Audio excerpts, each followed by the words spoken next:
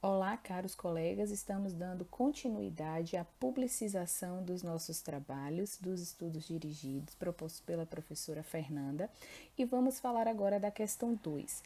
Na questão 2, nós precisávamos transcrever e explicar 3 citações. A primeira pergunta é: qual é para você a citação mais central do texto? E ao analisarmos as respostas dos colegas, nós escolhemos a seguinte questão, a seguinte citação. Página 277 do texto A Natureza dos Pronomes, de Benveniste. É como fato de linguagem que o apresentaremos aqui para mostrar que os pronomes não constituem uma classe unitária, mas espécies diferentes segundo o modo de linguagem do qual são signos. Uns pertencem à sintaxe da língua, outros são característicos daquilo a que chamaremos as instâncias do discurso, isto é, os atos discretos e cada vez únicos pelos quais a língua é atualizada em palavra por locutor. Bem, a explicação dessa citação. Essa citação estabelece a premissa que o autor utiliza para construir todo o seu argumento ao longo do texto, sem desafiar o status quo, ou seja, a posição que os pronomes ocupam no entendimento e análise de língua. As conclusões sobre a relação de eu e tu seriam vagas, ou até impossíveis. Além disso, a referência do pronome eu é algo subjetivo e sua subjetividade é mostrada nas instâncias do discurso. Essa representação é algo particular a cada sujeito. Por quê? Porque essa subjetividade é entendida como uma capacidade do locutor para se propor como sujeito. Além disso, a propriedade dessa subjetividade é determinada pela pessoa e pelo seu status linguístico. Então, nós temos aí a conclusão que a subjetividade do eu, ela é parte, né, ela é a representação particular de cada sujeito.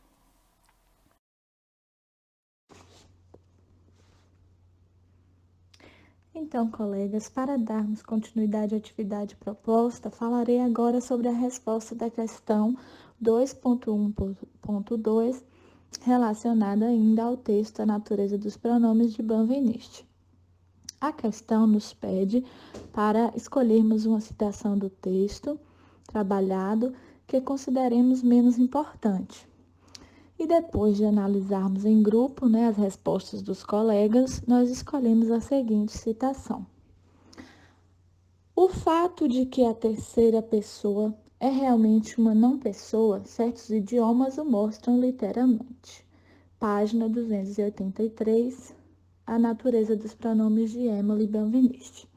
Então, colegas, como resultado da análise dessa citação, nós percebemos que o autor começa a mostrar os fatos linguísticos em diferentes idiomas e como este fenômeno se dá. Mas, no final, o que ele explica é que esse acontecimento ocorre devido às propriedades de uso da terceira pessoa. O que ocorre, de uma certa maneira, é que a explicação do autor do porquê desse fenômeno é vaga e depois generalizada. Logo, além de termos considerado como menos relevante essa citação, nos deixou também confusos.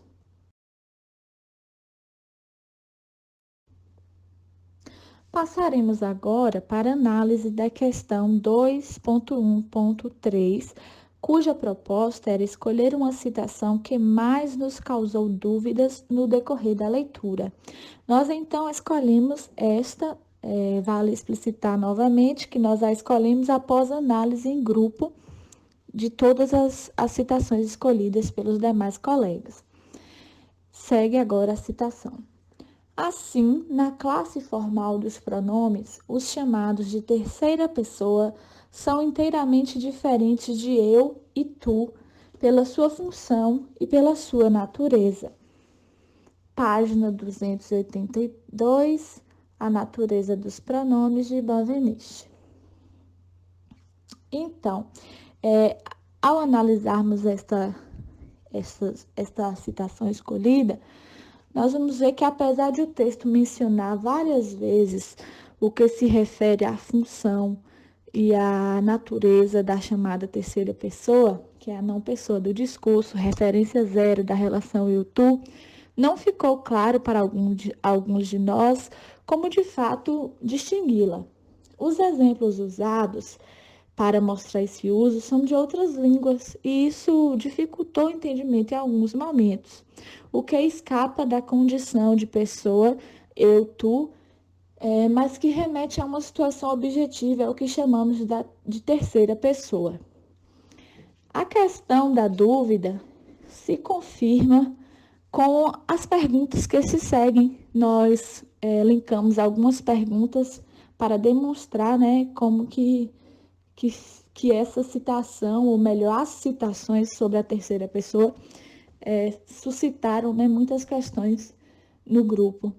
E as questões que nós resolvemos colocar aqui foram as seguintes. O que é de fato essa situação objetiva? O texto informa que não importa quem ou o que seja essa referência objetiva, mas como se pode caracterizar o que seja objetivo? Como exemplificar esse fenômeno?